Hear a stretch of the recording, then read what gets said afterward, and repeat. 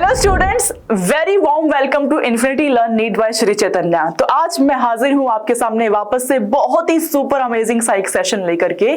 बच्चों, आप जितने भी स्टूडेंट्स नीट 2024 के एस्पिरेंट्स हो, आप बच्चों ने अपनी फाइनल आंसर की लगा ली है एंड आप अब इस असमंजस की स्थिति में हो कि हमें ऑल इंडिया कोटा से अप्लाई करना है, स्टेट कोटा से अप्लाई करना है एंड अप्लाई करने में रिजर्वेशन पॉलिसीज क्या होती है। तो आज हम प्रकाश डालेंगे अबाउट द रिजर्वेशन पॉलिसीज कि आप जिस भी कैटेगरी से आते हो, चाहे आप एससी से आ रहे हो, एसटी से आते हो, ओबीसी, जनरल, आप बच्चों की कितनी परसेंट सीट रिजर्व होती है किसी कॉलेज में, क्राइटेरियाज क्या होते हैं एंड कैटेगरी को अगर आप क्लेम कर रहे हो तो क्या क्या सर्टिफिकेट्स आपको कैरी करनी पड़ेंगे। So let's get started.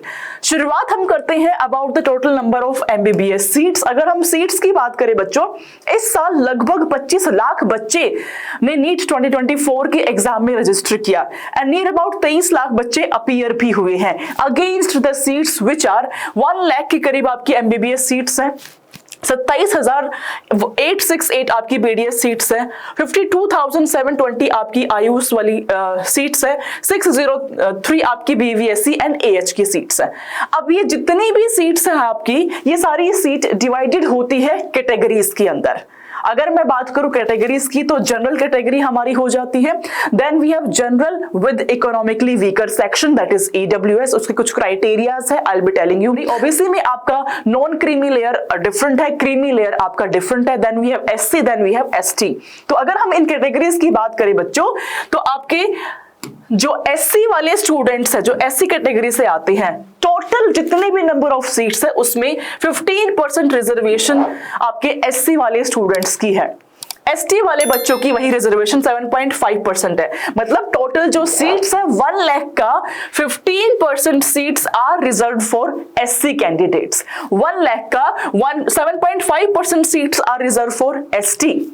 Then NEET reservation for OBC non creamy layer, NCL is non creamy layer, इनका है 27%। अब आप देखिए टोटल सीट्स का 27% of seats will be allocated just to OBC NCL category.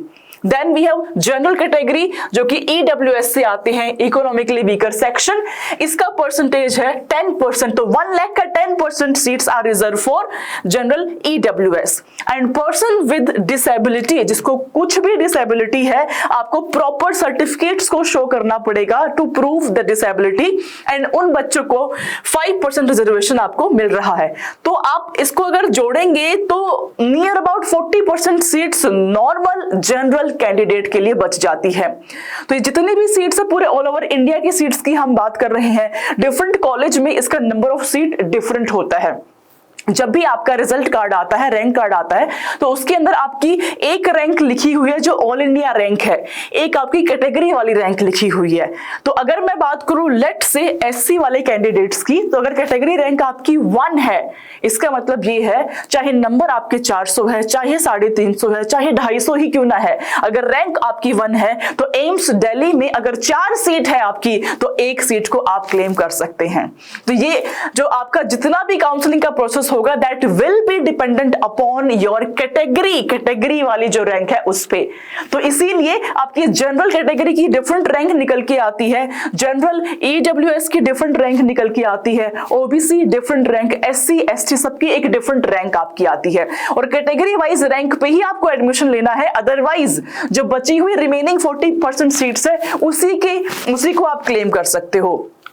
आगे बढ़ जाते हैं।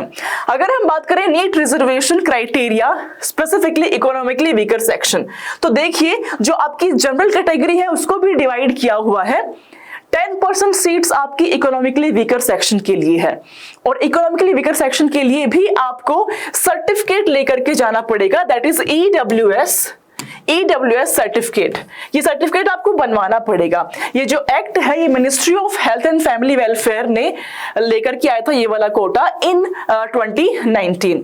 अब ईडब्ल्यूएस के सर्टिफिकेट बनवाने के लिए कुछ क्राइटेरियाज है, जैसे कि नंबर 1 जो एनुअल इनकम है फैमिली की, it should not exceed 8 lakh.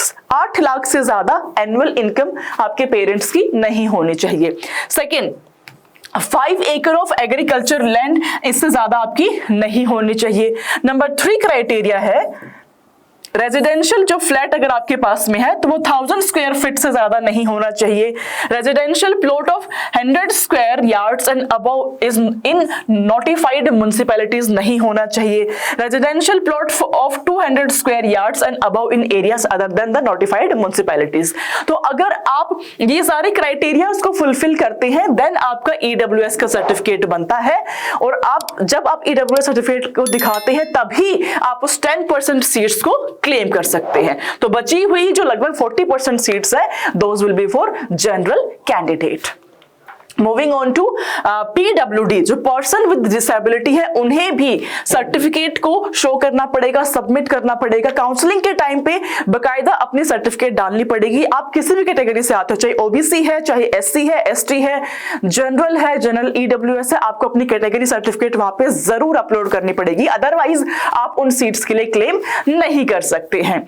अगर हम बात करें काउंसलिंग की, तो बच्चों काउंसलिंग में नीट एग्जाम की हर एक कॉलेज की जो सीट्स है 15% seats, 15% seats all India quota के थ्रू फिल होती है, एंड रेस्ट 85% आपकी स्टेट अथॉरिटीज लेती है और स्टेट काउंसलिंग के थ्रू ही फिल होती है। तो जो 15% सीट्स है, आप कहीं पे भी, आप अगर राजस्थान से भी आते हो तो आप ऑल ओवर इंडिया कहीं पे भी इस सीट को क्लेम कर सकते हो, बशर्ते आपकी रैंक वहां पे आने योग्य होने चाहिए। जो आपकी नंबर ऑफ सीट्स है उसके अंदर आप फिट बैठने चाहिए हो, राइट। बची हुई जो 85% सीट है ये आपकी स्टेट कोटा की होगी। तो बच्चों अगर मैं बात करूं रिजर्वेशन पॉलिसीज की, of course I do understand, बहुत सारे कमेंट्स भी मुझे आने वाले हैं कि रिजर्वेशन खराब है, बेकार है, we can not do anything about it as if now. अगर हम काउंसलिंग की बात करें तो आपके पास में अगर आप OBC, SC, ST, general EWS से आते हैं तो मेक श्योर आप एक रेलिवेंट सर्टिफिकेट कैरी कर रहे हैं। बहुत बेनिफिट हो जाता है आप बच्चों को, अगर हम ये रिजर्वेशन को लेकर के चले तो बहुत हैवी बेनिफिट आप उसमें लेकर के जाते हो। See you live in next classes. Bye बच्चों।